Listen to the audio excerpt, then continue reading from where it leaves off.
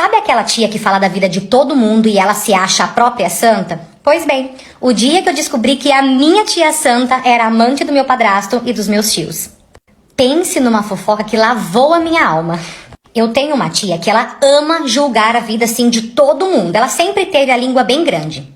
Mas depois que ela ficou viúva, ela piorou. E desde que o marido dela faleceu, ela tá solteira porque, segundo ela é uma mulher santa e que casamento pra ela era só uma vez. Então que ela nunca mais vai casar na vida.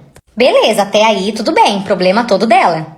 Só que eu sempre reparei que perto do meu padrasto e dos meus tios, ela meio que mudava o jeito dela. Sempre que a gente se reunia pra jantar ou pra fazer alguma festa ou algo assim, eu reparava isso, que perto deles ela mudava totalmente o jeito dela. Tanto que toda vez que a gente reunia a família ou algo assim, ela fazia questão de usar, tipo, vestido, só que aqueles vestido bem justinho que marca todo o corpo. Ficava fazendo charme, tentando chamar atenção.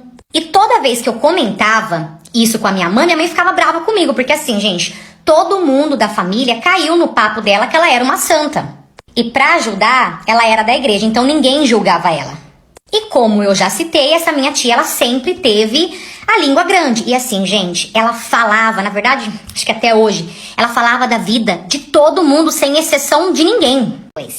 Até que um dia, eu fiz uma tatuagem, essa minha tia foi em casa e ela viu. E ali, como de costume, ela começou os julgamentos dela, dando opinião sem eu ter pedido nada. Começou a dizer que eu tinha manchado meu corpo. Começou a dizer que eu estava muito feia, que eu tinha acabado com a minha beleza. Eu tinha feito uma tatuagem pequena, tá? E assim que ela começou a falar, eu fiquei com tanta raiva dela, olhei pra ela e mandei ela cuidar da vida dela, até porque quem estava pagando a tatuagem era eu. Pra quê? Ela começou a fazer o maior drama, começou a chorar, dizendo que ela não tinha feito por maldade, que ela só falou porque ela estava preocupada comigo. Fez o maior drama, como sempre, e foi embora. E depois eu ainda tive que aguentar a minha mãe brigando comigo. Beleza. O tempo foi passando, e nesse tempo eu fiz várias tatuagens, e a cada tatuagem que eu falava, ela falava de mim pra todo mundo. E por conta disso, eu acabei parando de falar com ela, mandei uma mensagem pra ela, pedi pra que ela parasse de cuidar da minha vida e falei pra ela que eu não fazia mais questão de ter contato com ela, que se um dia ela me visse em algum lugar, que ela nem precisava vir me cumprimentar. Ok. Um certo dia, eu troquei de celular e o meu celular antigo eu deixei guardado. Pensei comigo, vai que um dia precise ou alguém precise, então eu deixei guardado. E dias depois, a minha mãe veio perguntar pra mim se eu tinha vendido o meu antigo celular e eu falei que não, e perguntei o porquê. Nisso, minha mãe disse que o celular da minha tia havia quebrado e ela perguntou se eu poderia vender o meu celular antigo pra essa minha tia. Minha mãe começou a insistir, dizendo que ela estava sem condições de comprar um novo na loja. E de tanta insistência, depois de tanta insistência da minha mãe, eu vendi o celular pra minha tia. Só que antes de entregar o celular, eu avisei a minha mãe que o celular estava zerado, só que ainda estava vinculado no meu e-mail, então que minha tia teria que tirar e vincular o e-mail dela. Só que a minha mãe esqueceu de avisar essa parte pra minha tia. E naquele mesmo dia, mais tarde, depois que eu entreguei o celular, começou a chegar várias notificações no meu e-mail. E assim que eu fui olhar, era coisas da minha tia. Foi então que eu percebi que ela não tinha tirado o meu e-mail. Só que eu fiquei quieta, não falei nada pra ninguém. Pensei comigo, eu vou ficar quietinha porque eu quero ver, né, as coisas que ela faz. Mas assim, só por diversão mesmo. Só que essa diversão ficou um pouquinho mais séria. Dias depois, eu comecei a descobrir coisas chocantes da minha tia. Ela era viciada em vídeos adultos. Ela mandava foto dela íntima pra várias pessoas.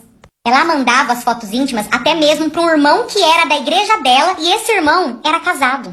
E não bastando de 3. E não bastando tudo isso, eu ainda descobri que ela também enviava fotos íntimas dela pro meu padrasto e para mais 2 tios meus. E detalhe, todos maridos das irmãs dela. Eu fiquei passada. Eu comecei a guardar todas aquelas informações. Até porque ela amava cuidar da vida de todo mundo, então pensei comigo, se um dia eu precisar, vou ter as provas. Guardei tudo aquilo e vida que segue. Não comentei, não falei nada com ninguém. E dias depois, eu também descobri que ela só não mandava fotos íntimas pro meu padrasto e pros meus tios. Ela chegava no ato. O que acontece? Por ela ser sozinha, toda vez que precisava de arrumar alguma coisa na casa dela, tanto a minha mãe quanto as minhas outras tias, mandava os próprios maridos ajudar ela. Principalmente o meu padrasto, porque a minha mãe sempre foi a pessoa que mais ajudou essa minha tia. Então, queimou tal coisa. Ou era o meu padrasto, ou eram os meus tios que iam arrumar. Só que a gente achava que era favores. Não era favores. Ela pagava. Toda vez que eles iam na casa dela, ajudava ela com algum trabalho. Antes de vir embora, ela cantava no microfone, ela sentava, entendeu? Também guardei tudo isso e a partir dali eu comecei a pensar numa forma de contar aquilo pra minha mãe, porque eu sabia que qualquer coisa que eu falasse, minha mãe talvez não acreditaria em mim. Porque realmente, gente, todo mundo achava minha tia, sabe, a santa da igreja que ora, que faz isso, que faz aquilo. Beleza, um tempo depois eu comecei a namorar e o meu namorado, ele é todo tatuado, tipo, todo tatuado mesmo.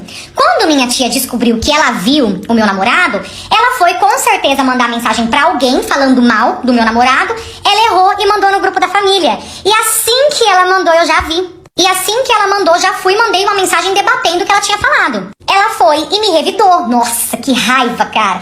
E assim a gente começou a discutir. Aí começou a chegar a gente da família no grupo pedindo pra gente parar. Até que essa minha tia foi e mandou algo lá no grupo pra me afetar, que era algo relacionado ao meu pai falecido, que ela sabe que isso me dói, então ela foi e usou isso contra mim. E eu não achei justo. E aquilo me doeu. E o pior é que ela sabe que esse assunto me dói. Então eu fui e ativei o pior lado da minha vida. Na verdade, eu ativei a Nazaré Tedesco da minha vida. Na verdade, eu ativei a Nazaré Tedesco. Eu escrevi assim: eu posso ser o que for, mas vaga jamais. Fui, mandei essa mensagem e embaixo eu mandei todos os prints.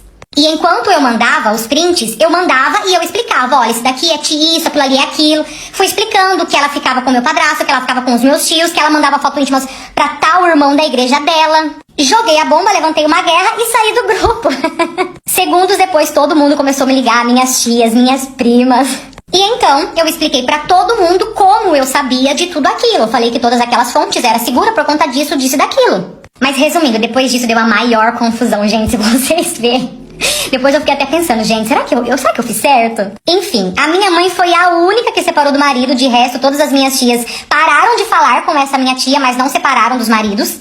E pra piorar a situação, uma das minhas outras tias, que foi a traída, ela pegou as fotos íntimas que a minha tia havia mandado pro irmão da igreja e mandou pra mulher do irmão da igreja. Gente do céu. Eu sei que foi assim a maior confusão. Só que depois disso, minha tia nunca mais falou de mim e de ninguém. Por que será? E até hoje ninguém fala com essa minha tia, na verdade quase toda a família se afastou dela. E ela tá sozinha, porque nem filhos ela tem.